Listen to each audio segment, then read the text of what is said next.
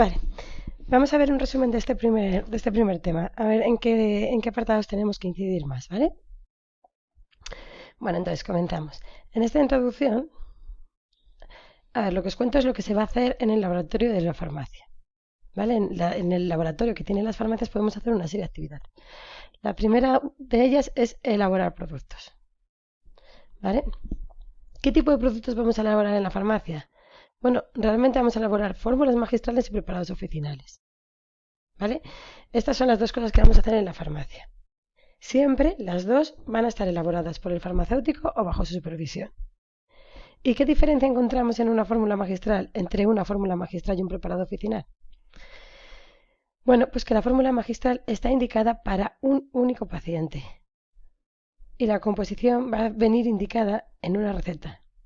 Es decir, habrá sido el médico el que haya hecho una prescripción individualizada para ese paciente, que como es solo para él y no está ese producto comercializado por los laboratorios, si estuviera comercializado nunca me van a pedir hacer una fórmula magistral. Pero los productos no comercializados, si un paciente concreto lo requiere, pues porque sea alérgico por su situación personal, y el médico hace una receta, nosotros tendremos que realizar esa fórmula magistral en la farmacia. ¿Vale? Entonces la fórmula magistral para un único paciente y mediante una receta. ¿Qué es el preparado oficinal? Bueno, en vez de hacerlo para un único paciente, lo haces para todos los usuarios que puedan ir a esa farmacia. Es decir, ya no es una receta la que me dice que es para esta persona concreta. No. Ahora voy a hacer un preparado que voy a poder vender a cualquier persona que se acerca a la farmacia y que evidentemente lo necesite. ¿Vale? Pero la composición no puede ser la que me dé la gana. Todos los fármacos, ya sean los comercializados o los que llegan a la farmacia, tienen que tener unas características determinadas para que se permita vender. ¿Vale? Entonces yo no puedo hacer la composición que me dé la gana, sino que esa composición o viene fijada en la receta en una fórmula magistral o vendrá fijada en un libro que se denomina Formulario Nacional. ¿Vale? Es importante que identifiquemos la diferencia que hay entre fórmula magistral y preparado oficinal, que van a ser los dos tipos de preparaciones que vamos a realizar en la farmacia. ¿Qué más cosas se pueden hacer? Pues controles analíticos, mirarte la glucosa, mirarte eh, las transaminasas, mirarte el colesterol, etcétera, etcétera. O la observación de muestras en el microscopio, que esto la verdad es que no se suele realizar en una farmacia. Podríamos hacerlo, pero no se suele hacer. Vale. Introduzco esto para que entendamos qué vamos a hacer en una farmacia. Pero todo este tema va encaminado a la seguridad que debemos de tener en una farmacia para trabajar correctamente y no tener ningún problema. ¿Vale? Entonces, ¿qué indico por aquí? A ver, que todas las farmacias deben de contar con un plan de seguridad que evalúa los riesgos, propone medidas de seguridad, ¿vale? Y establece las formas de control. A partir de este plan se genera un manual de seguridad. Una vez que identificamos los riesgos que puede haber, decimos, oye, ¿cómo debemos de trabajar para minimizar esos riesgos? ¿Vale? Entonces, ¿qué va a venir en el manual de seguridad? Bueno, cada farmacia tendrá su propio manual de seguridad, pero sí que tenemos que tener en cuenta que en todas ellas nos van a indicar que debemos de llevar EPIs o equipos de protección individual. ¿Vale? ¿Para qué sirve? Para proteger ciertos riesgos que podemos tener. ¿Qué EPIs vamos a encontrar nosotros en el laboratorio? Por un lado, siempre que trabajamos en el laboratorio tendremos que trabajar con bata para protegernos la piel y la ropa. Tendremos que trabajar con gafas de seguridad, importantísimo, ¿vale? En todo momento, incluso cuando estemos fregando, la bata, las gafas de seguridad hay que usarlas. Los guantes también. Y mascarillas. Ahora mismo bueno, estamos ya más que acostumbrados todos a usarlas. Las mascarillas de forma general no eran obligatorias usarlas en el laboratorio, a no ser que estuviéramos trabajando con sustancias que emanaran gases. ¿Vale? Sin embargo, yo siempre recomendaría usarlo. podemos minimizar los riesgos y no es tan costoso. Estos son los equipos de protección individual. Nos protegen y debemos de llevarlos siempre cada uno de los trabajadores que vayamos a la farmacia.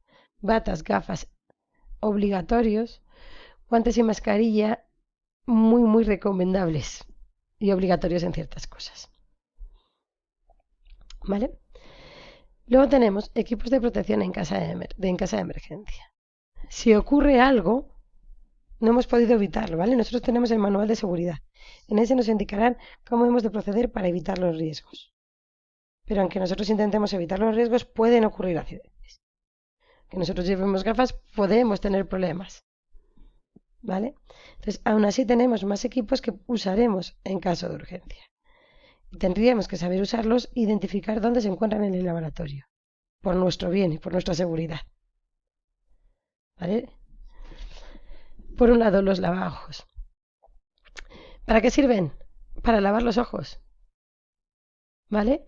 Que tenéis que saber aquí que tenemos que dejar que el agua entre en el ojo durante unos 15 minutos. Lo vais a ver a lo largo. Siempre 15 minutos. 15 minutos de agua. ¿Vale? Aquí tenéis un vídeo en el que se especifica exactamente cómo deberíamos de usar esa fuente lavaojos. Espero que no tengáis que usarla nunca porque da un poquillo de cosa. Bueno, ¿qué más? Ducha de seguridad. Al final, por si hay algún tipo de quemadura, serían duchas en las que vamos a tener agua y también la dejamos 15 minutos mínimo. ¿Vale? Mantas ignúfugos para protección de pequeños incendios. Lo que vamos a hacer es colocar la manta sobre el incendio que haya. De esa forma, lo que evitamos es el aporte de oxígeno, que es fundamental para que pueda seguir existiendo ese incendio. Si el fuego no es tan pequeño, empezaremos a usar los extintores. ¿Vale? Y por último tengo aquí neutralizadores. ¿Para qué sirven esto? Para neutralizar. Imaginaros que yo he hecho un ácido que pueda ser corrosivo y se me cae al suelo. No puedo limpiarlo directamente porque es corrosivo. Entonces lo que hago es añadir un neutralizador que me va a permitir disminuir esa peligrosidad de ese producto químico y poder recogerlo adecuadamente. Uy, aquí. Seguimos. ¿Qué riesgos vamos a encontrarnos en un laboratorio? Os pongo aquí. Los vamos a clasificar en riesgos biológicos, químicos o físicos. Los primeros, riesgos biológicos, derivados de la exposición a microorganismos. ¿Vale? Por bichos, los riesgos biológicos van a ser bichos. ¿Y qué tipo de riesgos biológicos nos vamos a encontrar? Pues estos de aquí abajo. Agentes de grupo 1, del 2, del 3 o del 4. Según vamos avanzando, cada vez son más peligrosos. ¿Vale? Aumenta la peligrosidad. De forma que los agentes de grupo 1 no suelen causar enfermedad. Los del 2 causan enfermedad, pero no se suele propagar. ¿Vale? Estos agentes de grupo 1, los menos peligrosos, poco probable que cause enfermedad. De grupo 2 ya sí que puede causar enfermedad, pero poco probable que se propague. Y además existe profilaxis o tratamiento. Además lo podemos tratar. Causa enfermedad, pero no se propaga y lo tratamos. Agentes de grupo 3. Ahora causa enfermedad. Sí que se propaga, pero sigue existiendo profilaxis o tratamiento eficaz. Y agente del grupo 4 causa una enfermedad grave, se propaga y no existe sin que exista un tratamiento de profilaxis, o sea, un profilaxis o tratamiento eficaz. Es decir, según aumentamos, el peligro es mayor. En el agente grupo 1, en principio no debería pasarme nada. En el del grupo 2 me pasa algo, pero lo puedo tratar y además no se propaga. En el grupo 3 me pasa algo que puedo tratar, pero también se propaga. Y en el grupo 4 lo tiene todo lo malo. Me puede causar enfermedad grave, no lo puedo tratar y además se puede propagar con facilidad. ¿Cómo prevenimos estos riesgos biológicos? Con los EPIs. Tendremos que trabajar con EPIs. Y luego, si son riesgos biológicos de grupo 3, 2, 3 o 4, tendremos que aumentar la seguridad. ¿Vale? Aquí os pongo que además trabajaremos en cabinas con los GOS 2 y 3. Bueno, tendremos que aumentar la seguridad. Con eso quiero que os quedáis. Y siempre usando los EPIs. ¿Vale? Los del grupo 4 nunca trabajaremos con ello, pero de todas formas siempre trabajo limpio y desinfectado. Los instrumentos tienen que limpiarse y desinfectarse constantemente. Nunca deberemos de comer ni de beber en la zona de trabajo, ni siquiera agua. Saldremos del sitio y cogemos nuestra botella y ya bebemos, pero fuera del laboratorio, porque puede haber sustancias, microorganismos en el ambiente. ¿Vale? Os pongo ahí, se deben de manipular los objetos punzantes con mucho cuidado. A veces trabajamos en un laboratorio de una farmacia con agujas cuando vamos a hacer esos análisis de transaminasas, de glucosa. Podemos trabajar con objetos punzantes, con jeringuillas. Entonces todo eso habrá que desecharlo. Vale, entonces tenemos agentes biológicos de 4 grupos, del 1 al 4, cada vez que aumento con mayor peligrosidad. Luego tenemos riesgos químicos. Vale, y lo que tenemos que saber es que cuando nosotros trabajemos con productos químicos siempre vamos a tener las etiquetas que nos van a indicar información. Entonces tenemos que conocer todos estos pictogramas. ¿Y qué significan? ¿Vale? Esto es corrosivo, destruye tejidos vivos. Esto es irritante, inflama las mucosas o las mucosas. Tenemos que identificar cada uno de estos dibujos con su peligro.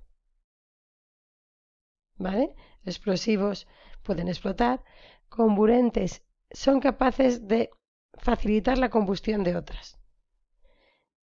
Inflamables arden fácilmente y comburente ayuda a que otras sustancias ardan.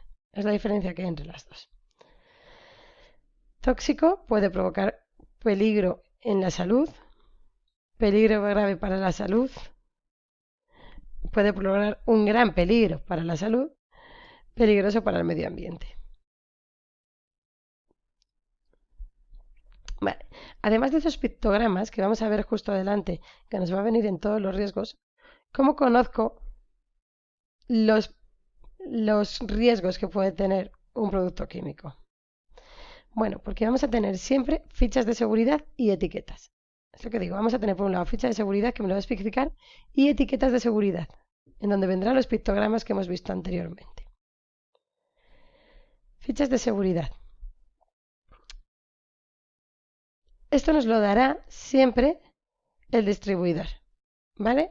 Y entonces nos van a dar una ficha, no tenéis que estudiar todos los puntos que vienen, pero sí que tenéis que saber que nos van a dar una ficha en la que nos darán indicaciones sobre los posibles riesgos y qué medidas necesito llevar para prevenir esos posibles riesgos. Siempre deberé de tener la ficha de seguridad, siempre la deberé tener y leer antes de acudir al laboratorio. ¿Vale? Nunca sabemos cuándo vamos a tener un accidente, por lo tanto debemos de estar preparados siempre por lo que pueda ocurrir. Y lo que decía antes, además de la ficha de seguridad, las etiquetas. ¿Qué va a tener siempre, siempre, siempre una etiqueta? Los signos e identificaciones de peligros. ¿Vale? Lo que hemos visto antes. Todos estos pictogramas vendrán en la etiqueta. Por otro lado, descripción del riesgo. La descripción del riesgo se indica mediante frases R o H. H viene del inglés hazards. Perdonad mi acento inglés. Esto es el riesgo que puedo tener. Y luego puedo tener medidas preventivas o prudencia. ¿Vale? Preventivas o prudencias. Que son las frases S o P. ¿Qué producto es? Me tienen que decir bien siempre qué composición tiene y el responsable de la comercialización, por si tengo que indicarle algo. Toda esta información es obligatorio que venga en todas las etiquetas. ¿Vale? Igual alguien se pregunta, ¿tenemos que saber cuáles son las frases R y H y cuáles son las S o P? no lo aprendáis de memoria, pero si os hablan de un riesgo, por ejemplo, puede explotar, es una frase R. Nos hablan del riesgo. Arde, explota, quema. ¿Qué serían medidas preventivas? Usa guantes, manipula con mascarilla. Te dicen qué debes de hacer para minimizar ese riesgo. Entonces, dada una frase, sí que tenéis que saber si es de riesgo, si es ROH o es de prudencia, si es SOP.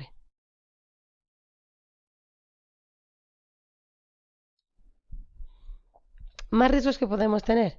Riesgos físicos. Sobre todo los más típicos, quemaduras por calor o frío, caídas, golpes. ¿Qué debemos de hacer para reducirlos? Fundamentalmente, trabajar con cuidado. Trabajar con cuidado y en un ambiente ordenado. Entonces, que usemos productos que cumplan con la legislación, que sigamos los protocolos, que no corramos y que lo tengamos todo ordenado.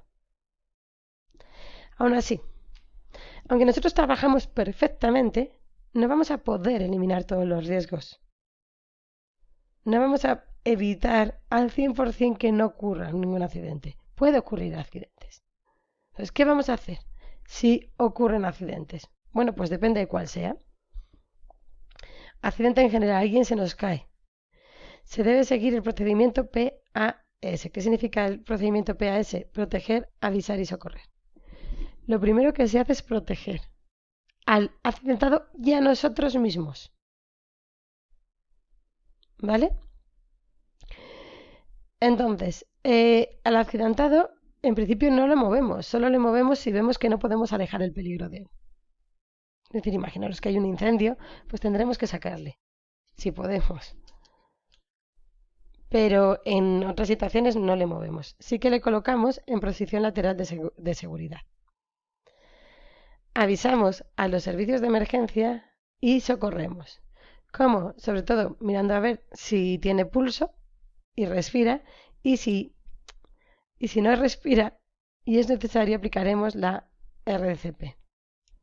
¿Vale? Todo esto lo aprenderéis perfectamente en el módulo de primeros auxilios. Entonces, por ahora no me voy a meter más. Simplemente tener en cuenta que protegemos primero al accidentado y a nosotros, que avisamos a los servicios y que tratamos de socorrer. Si me salpica productos químicos en la piel o ojos, lavamos con agua, decía antes, siempre 15 minutos. Lavamos con agua al menos 15 minutos. Si me cae a mí en mi piel o en mis ojos. Pero ¿qué ocurre si no se me cae a mí, sino que se cae al suelo o se cae en la mesa? Si tenemos un vertido accidental. Bueno, pues depende. Si es ácido base, lo primero que hacemos es neutralizarlo. ¿Cómo? Pues si se cae un ácido, lo neutralizo con una base, como carbonato de calcio. Si es una base, lo neutralizo con un ácido, como por ejemplo ácido clorhídrico. Y una vez que esté neutralizado, lo lavamos. Si es un residuo biológico, si puede haber patógenos, lo que vamos a hacer es eliminar esos patógenos antes de lavarlo. ¿Vale? Para minimizar esos riesgos. Entonces, lo que hacemos es añadir lejía que va a matar a esos bichos que pueda haber y después ya recogemos. Y si tenemos líquidos inflamables, lo que se suele añadir es carbón activo o tierra de atomeas, absorbentes. Se añade un absorbente que recoja ese líquido y luego ya recogemos el absorbente. Daros la cuenta la diferencia que hay. Si se me cae aquí a mí, no hago nada de esto, no me neutralizo ni me añado lejía, sino si se me cae a mí, agua, todo el rato, 15 minutos mínimo. Si se cae ya neutralizo antes de recoger. Si la atmósfera está contaminada, abrir ventanas, ¿vale? Y salir del lugar. Si tenemos una intoxicación, si me confundo y debo de tomar y tomo ese producto sin darme cuenta. Tenéis que saber que nunca debemos de provocar el vómito. Podemos hacer más mal que bien. Lo que haremos es consultar la ficha técnica y avisar al hospital con esa ficha técnica, con esa ficha de seguridad. Si me quemo, aplicamos agua. Decía siempre 15 minutos. Pues de nuevo, 15 minutos. Aplicamos agua. ¿Vale? Nada más. Y si hay un incendio, damos alarma y luego depende. ¿Es un pequeño incendio? Manta ignífuga. ¿Es demasiado grande? Extintor. ¿Es un compañero? Es una persona. No podemos usar un extintor sobre una persona. Tendremos que usar la manta ignífuga. ¿Vale? Añadiremos la manta sobre él.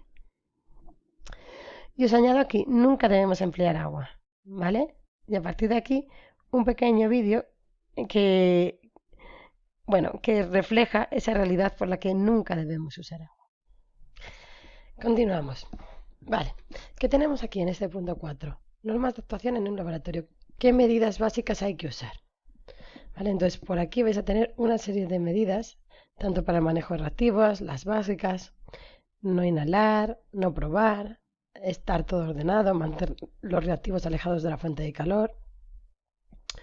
Nunca podemos tener líquidos inflamables y calentarlos con un mechero. Bueno, es una serie de normas de seguridad que tenemos que saber. ¿Vale? Esto de nuevo no tenéis que estudiaroslo de memoria, ¿vale? Si lo pregunto, lo preguntaré en tipo test, pero tenéis que ser conscientes de cómo hay que actuar en un laboratorio. Bueno, si un reactivo se derrama debe actuarse con rapidez pero sin precipitación. Recordar que las sustancias básicas las neutralizamos con un ácido y las sustancias ácidas con una base. Recordad también que si se me cae a la piel ya no neutralizo, sino que uso agua durante 15 minutos. Bueno, ir leyéndolo poco a poco son cosas lógicas y necesarias de tener en cuenta en un laboratorio. ¿Vale? Cosas fundamentales, obligatorio usar gafas de seguridad, bata y guantes siempre, también aunque estemos limpiando. ¿Vale? Uno de los problemas a la hora de limpiar es que nos puedan salir productos a la cara y a los ojos. Vale, los restos tendremos que conocer qué tipo de restos son. No todas se pueden tirar al fregadero. ¿Vale? Productos sólidos nunca lo vamos a usar y los productos líquidos miraremos la etiqueta a ver si se puede hacer. Bien, bueno, eso anterior lo leéis, ¿vale? Es leerlo con detenimiento. Después, gestión de residuos. Es lo que estábamos diciendo. Vale, de repente hacemos todas nuestras prácticas de laboratorio, vamos a limpiar y vamos a encontrarnos una serie de residuos, siempre. Intentaremos generar la menor cantidad de residuos, pero siempre se va a generar. Entonces siempre intentaremos generar la menor cantidad, reciclar todo lo que se pueda y si no, lo eliminaremos de forma adecuada. ¿Y qué tipos de residuos nos vamos a encontrar? Bueno, pues realmente la mayoría de los que nos vamos a encontrar en un laboratorio farmacéutico de una farmacia, ¿vale? Son residuos asimilables a urbanos, que no generan riesgo para la salud y que lo podemos eliminar como lo hacéis en vuestra casa. ¿Qué ocurre? Que también podemos tener residuos químicos. Si tenemos residuos químicos, tendremos que recogerlos en diferentes recipientes, en una especie de contenedores. ¿Vale? Esos residuos químicos se recogerán, dependiendo de lo que sean, ácidos o bases, en contenedores y luego se llama a una empresa para que se lo lleve. Podemos tener residuos biosanitarios, que es lo que decíamos sobre todo de los objetos punzantes, que es lo que más podemos tener en una farmacia de este tipo. Y lo que hacemos es desecharlos en contenedores amarillos de plástico rígido. ¿Vale? Bueno, estos son los tipos de garrafa que se pueden usar. Los residuos, a su vez, también hay que etiquetarlos. ¿Vale? No me voy a meter mucho aquí, pero bueno, simplemente que sepáis que también hay que etiquetar los residuos. No hace falta que sepáis más.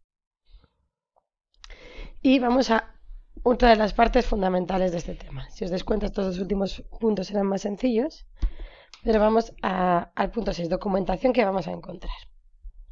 Os decía al inicio, oye, en una farmacia no podemos hacer lo que nos dé la gana. Todos los productos que salen al mercado tienen que cumplir unos requisitos.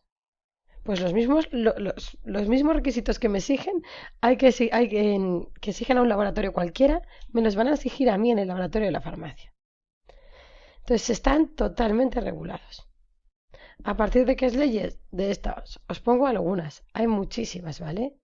no necesito que os estudiéis esto, simplemente que entendáis que todo está legislado y que tenemos que tener en cuenta esa legislación a la hora de realizar los productos. Entonces, lo que os decía, no puedo hacer lo que me dé la gana. Está prohibido que el personal farmacéutico comercialice fórmulas de diseño propio, que haga lo que le da la gana. ¿Qué se pueden vender? Lo decíamos al principio. Fórmulas especificadas en una receta médica. Esto van a ser las fórmulas magistrales, que eran para un paciente concreto y por eso venían con una receta. O formas especificadas en el formulario nacional. Estos van a ser los preparados oficinales. Yo puedo hacer lo que me venga en una receta médica o lo que me venga en un libro que se llama formulario nacional. Lo que me venga en una receta para un paciente concreto, lo que me venga en el formulario nacional para todos los pacientes a los que venga mi farmacia. Vale. Ahora explicamos más sobre esto, Lo tenéis aquí a la derecha. El formulario nacional es un libro oficial que contiene las fórmulas magistrales tipificadas y los preparados oficinales reconocidos como medicamentos. Es decir, es un libro donde me van a indicar cómo debo de proceder en el laboratorio para poder hacer esos preparados oficinales. Y algunas fórmulas magistrales que se repiten tanto que también viene. Entonces, ya sabemos que no podemos hacer lo que nos dé la gana, sino solo estos productos.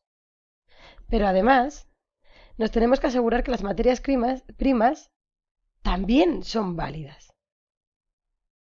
¿Vale? También están, con lo que yo trabajo, está en buenas condiciones.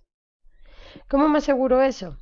Bueno, pues con la Real Farmacopea Española, que es otro de los libros. La Real Farmacopea Española es el libro que me va a indicar la calidad mínima que tienen que tener las materias primas con las que yo trabaje.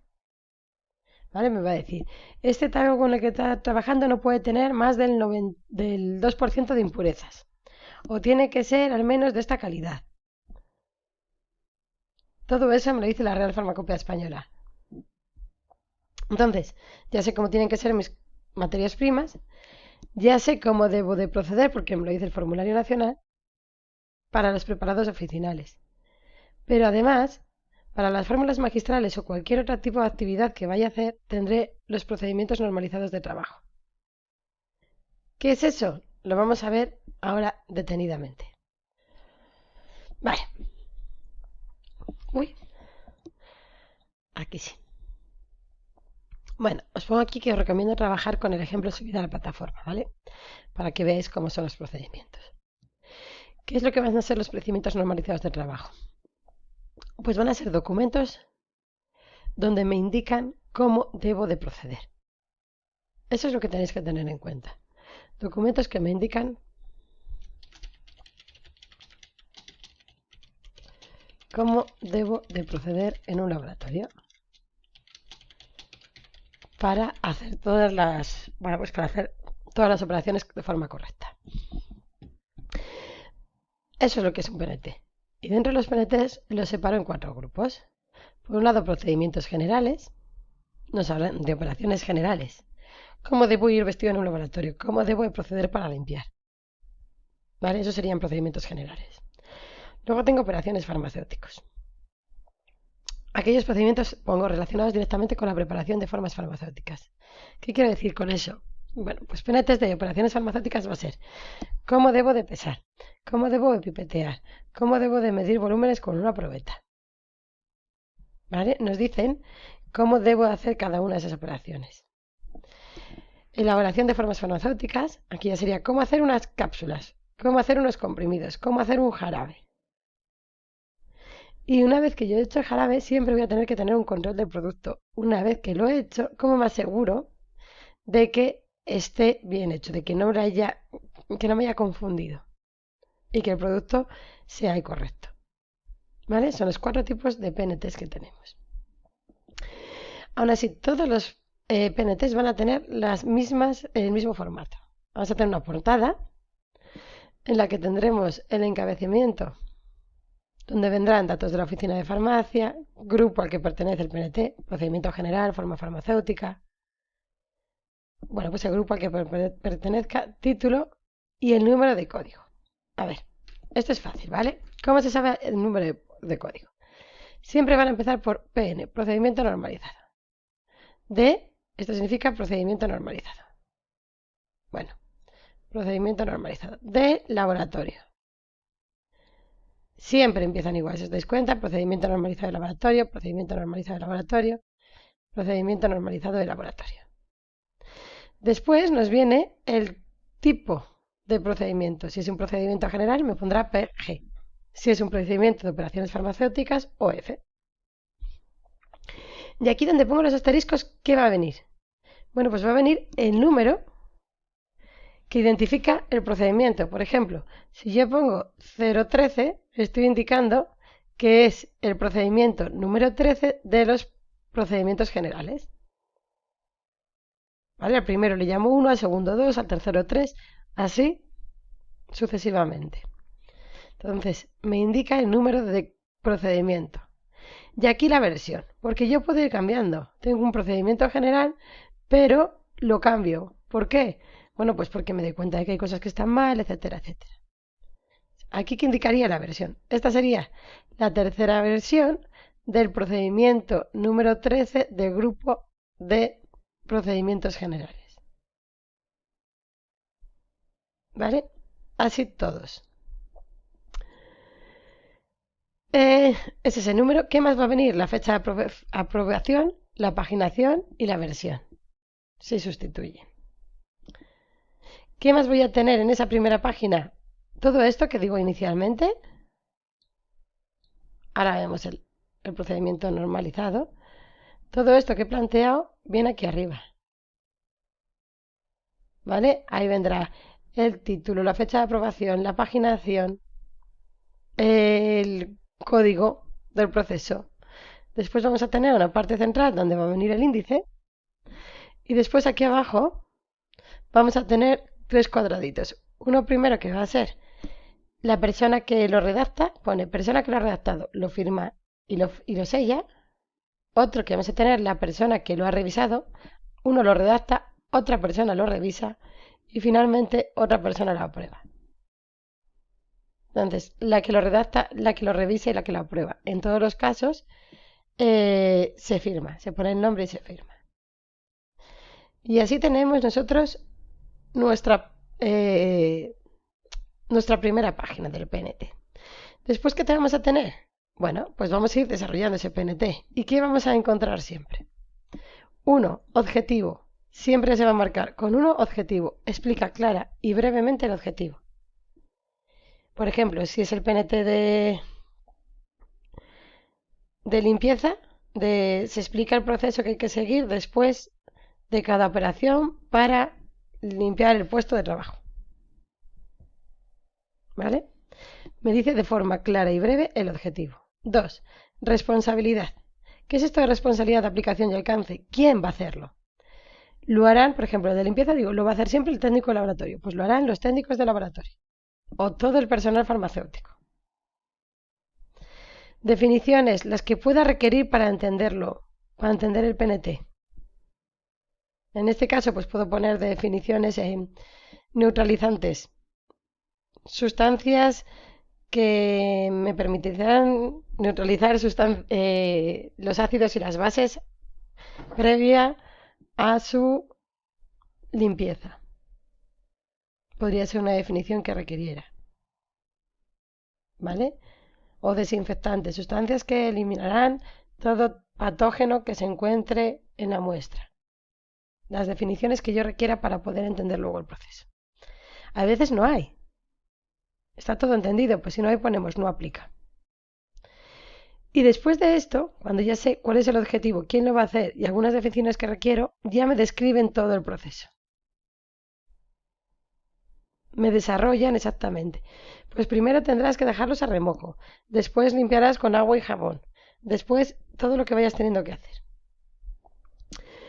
Nos describen. Y luego, ¿qué más nos viene? 5 registros. ¿Qué es esto? Bueno, tú cuando limpias en un laboratorio, porque estoy diciendo de limpieza, pero da igual, con cualquier tipo de procedimiento. No solo lo haces, sino registras que lo has hecho. Dices, yo, Elena Mancebo, el día 27 de septiembre, he realizado la limpieza de estos aparatos y escribes todo lo que has hecho. Entonces, no se escribe en el PNT, ¿eh? Pero en el PNT me van a indicar dónde debo registrar esa información.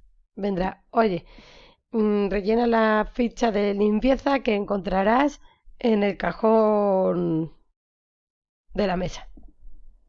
Me van a decir qué tengo que registrar. Y finalmente nos viene control de cambios. Si hay cambios en el procedimiento, va a haber una tablilla en la que se indiquen todos esos cambios que pueden existir. ¿Vale? Esos son los 6 puntos evidentes y finalmente tenemos la parte de anexos. Anexos, pues toda esa información que requiera mayores. Tabla de datos, bueno, pues información adicional que puedo requerir. Finalmente, ya para acabar con esto de los PNTs y con el tema. Distribución. Normalmente, ¿cuántos PNTs tenemos? Mínimo, hay 2. Una que debe de archivar el farmacéutico en su despacho y otra para que la gente trabaje. ¿Qué puede hacer el farmacéutico si lo desea? Pues decir, bueno, pues cada persona que vaya, que todo el mundo lo tenga, todos los PNTs. Pero bueno, mínimo tiene que haber una en su despacho por cuestiones de que venga una inspección y otra para que todo el mundo trabaje. Y finalmente eso, indicaros que se tienen que revisar. Por eso teníamos el control de cambios. Por eso teníamos ese cuadro que decíamos antes. Porque tienen que revisarse, no son cosas estancas. Si vemos que un proceso podríamos hacerlo de una manera más lógica, más rápida, más segura, pues cambiaremos la forma de proceder. ¿Vale? Bueno, y con esto acabo. Ya sabéis que aquí siempre vais a tener la bibliografía. Espero que os haya ayudado.